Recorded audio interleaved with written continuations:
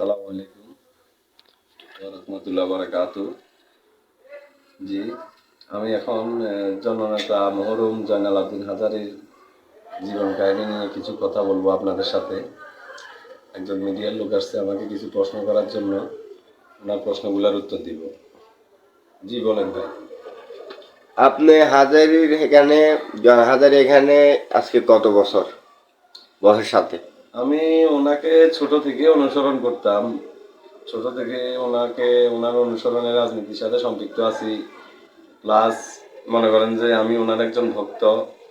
2009 India থেকে আসার পরে আমি সরাসরি ওনার রাজনীতিতে ওনার সাথে সম্পৃক্ত হয়ে যাই। এমনকি এরপরে তো অনেক ঝড় তুফান, আমাদের ফেনীর তথাকথিত এমপি নিজামুদ্দিন হাজারীর অত্যাচার, জয়নাল হাজারী পন্থীদের উপরে উনি আমাদেরকে জেল জুলুম নির্যাতন করে নাই যে এমন কোনো দিন নাই। আমরা ফেনীতেও থাকতে পারি নাই এই নিজাম হাজারীর অত্যাচারে। ফেনীর আওয়ামী লীগকে ধ্বংসকারী এই নিজাম হাজারী। আর ফেনী জেলা আওয়ামী লীগের উত্থান এই জয়নাল হাজারী, খাজা আহমদ এদের হাত ধরে। কিন্তু তাদের এই শ্রম ঘাম সব কিছুই ধূলিসাৎ করে দিছে এই এমপি নিজামুদ্দিন হাজারী। উনি কখনো আওয়ামী লীগকে ভালোবাসে নাই। উনি আসলে ওই আওয়ামী লীগের সাইনবোর্ডটা ব্যবহার করে হাজার হাজার কোটি টাকার মালিক হয়েছে, বাড়ি গাড়ির মালিক হয়েছে। এখন বর্তমানে যখন আওয়ামী লীগের দুঃসময়, মাননীয় প্রধানমন্ত্রী শেখ হাসিনা যখন দেশ থেকে বাধ্য হয়েছেন, ঠিক এই সময়ে এই দুঃসময়ে নিজামুদ্দিন হাজারীর কোনো ভূমিকাই আওয়ামী লীগের জন্য নেই। কিন্তু আবার সুখের সময় যখন আসবে তারা তাদের টাকা দিয়ে পকেট কমিটি করে এই যে তৃণমূলের নির্যাতিত কর্মীরা আছে, আমরা আছি, আমাদের উপর নির্যাতন নিপীড়ন জুলুম করে আমাদেরকে জেল জুলুম খাটিয়ে ওনারা মার দখল করে রাখবে। আসলে এদের মতো লোককে দিয়ে আওয়ামী রাজনীতি কখনো উন্নতি হবে না। আওয়ামী লীগের রাজনীতি ধ্বংস ছাড়া এরা উন্নতি কখনো করবে না। এরা কখনো আওয়ামী লীগকে ভালোবাসে নাই।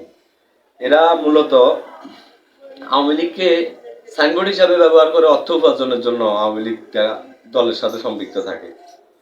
তো আমি আওয়ামী লীগের কেন্দ্রীয় নেতাদের প্লাস মাননীয় প্রধানমন্ত্রীর কাছে অনুরোধ করব, অনেক ভুল করেছেন, অনেক ইনফরমেশন আপনার কাছে ছিল কিন্তু আপনি বিচার করেন নাই। কেন করেন নাই জানি না। সেই বিচার না করার কারণে আজকে আপনাদের এই অধঃপতন। ভবিষ্যতে যদি কখনো আপনারা এই আওয়ামী লীগ দলকে নিয়ে সংগঠিত হতে চান বাংলাদেশে, মাননীয় প্রধানমন্ত্রীর কাছে আমার অনুরোধ যে তৃণমূলের ত্যাগী কর্মী যারা যারা প্রকৃত দলকে ভালোবাসে, যারা প্রকৃত আওয়ামী লীগ করে, তাদেরকে অন্তত পক্ষে আপনারা মূল্যায়ন করুন। তাহলে এই দুঃসময় দেখতে হবে না। এই বলে আমি আমার বক্তব্য এখানে শেষ করলাম। পরবর্তীতে জয়নাল হাজারীর বিবরণী সম্বন্ধে আরো অনেক কিছু বলবো। মুজিবউদ্দিন, হ্যাঁ। ওনার মুজিবুদ্দিন নিয়ে অনেক কথা আছে আপনাদের সাথে। আর আগামী 27শে ডিসেম্বর সম্ভবত ওনার মৃত্যুবার্ষিকী। ওনার মৃত্যুবার্ষিকীতে আপনাদের সবাইকে আমন্ত্রণ জানালাম। আপনারা সবাই আসবেন। আসসালামু আলাইকুম। আসসালামু আলাইকুম ওয়া রাহমাতুল্লাহি ওয়া বারাকাতুহু। জি, আমি এখন জননেতা মরহুম জয়নাল আবদিন হাজারীর জীবন কাহিনী নিয়ে কিছু কথা বলবো আপনাদের সাথে। একজন মিডিয়ার লোক আসছে আমাকে কিছু প্রশ্ন করার জন্য, ওনার প্রশ্নগুলোর উত্তর দিব। জি বলেন ভাই। আপনি হাজারি এখানে আজকে কত বছর বয়সের সাথে? আমি ওনাকে ছোট থেকে অনুসরণ করতাম। ছোট থেকে ওনার অনুসরণে রাজনীতির সাথে সম্পৃক্ত আছি। প্লাস মনে করেন যে আমি ওনার একজন ভক্ত।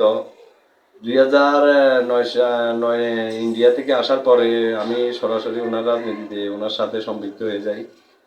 এমনকি এরপরে তো অনেক ঝড় তুফান, আমাদের ফেনীর তথাকথিত এমপি নিজামুদ্দিন হাজারীর অত্যাচার, জয়নাল হাজারী পন্থীদের উপরে উনি আমাদেরকে জেল জুলুম নির্যাতন করে নাই যে এমন কোনো দিন নাই। আমরা ফেনীতেও থাকতে পারি নাই এই নিজাম হাজারীর অত্যাচারে। ফেনীর আওয়ামী লীগকে ধ্বংসকারী এই নিজাম হাজারী। আর ফেনী জেলা আওয়ামী লীগের উত্থান এই জয়নাল হাজারী, খাজা আহমদ এদের হাত ধরে। কিন্তু তাদের এই শ্রম ঘাম সব কিছুই ধূলিসাৎ করে দিছে এই এমপি নিজামুদ্দিন হাজারী। উনি কখনো আওয়ামী লীগকে ভালোবাসে নাই। উনি আসলে ওই আওয়ামী লীগের সাইনবোর্ডটা ব্যবহার করে হাজার হাজার কোটি টাকার মালিক হয়েছে, বাড়ি গাড়ির মালিক হয়েছে। এখন বর্তমানে যখন আওয়ামী লীগের দুঃসময়, মাননীয় প্রধানমন্ত্রী শেখ হাসিনা যখন দেশ থেকে বাধ্য হয়েছেন, ঠিক এই সময়ে এই দুঃসময়ে নিজামুদ্দিন হাজারীর কোনো ভূমিকাই আওয়ামী লীগের জন্য নেই। কিন্তু আবার সুখের সময় যখন আসবে তারা তাদের টাকা দিয়ে পকেট কমিটি করে এই যে তৃণমূলের নির্যাতিত কর্মীরা আছে, আমরা আছি, আমাদের উপর নির্যাতন নিপীড়ন জুলুম করে আমাদেরকে জেল জুলুম খাটিয়ে ওনারা মার দখল করে রাখবে। আসলে এদের মতো লোককে দিয়ে আওয়ামী রাজনীতি কখনো উন্নতি হবে না। আওয়ামী লীগের রাজনীতি ধ্বংস ছাড়া এরা উন্নতি কখনো করবে না। এরা কখনো আওয়ামী লীগকে ভালোবাসে নাই। এরা মূলত আওয়ামী লীগকে সাইনবোর্ড হিসাবে ব্যবহার করে অর্থ উপার্জনের জন্য আওয়ামী লীগটা দলের সাথে সম্পৃক্ত থাকে। তো আমি আওয়ামী লীগের কেন্দ্রীয় নেতাদের প্লাস মাননীয় প্রধানমন্ত্রীর কাছে অনুরোধ করব, অনেক ভুল করেছেন, অনেক ইনফরমেশন আপনার কাছে ছিল কিন্তু আপনি বিচার করেন নাই। কেন করেন নাই জানি না, সেই বিচার না করার কারণে আজকে আপনাদের এই অধঃপতন। ভবিষ্যতে যদি কখনো আপনারা এই আওয়ামী লীগ দলকে নিয়ে সংগঠিত হতে চান বাংলাদেশে, মাননীয় প্রধানমন্ত্রীর কাছে আমার অনুরোধ যে তৃণমূলের ত্যাগী কর্মী যারা যারা প্রকৃত দলকে ভালোবাসে, যারা প্রকৃত আওয়ামী লীগ করে, তাদেরকে অন্তত পক্ষে আপনারা মূল্যায়ন করুন, তাহলে এই দুঃসময় দেখতে হবে না।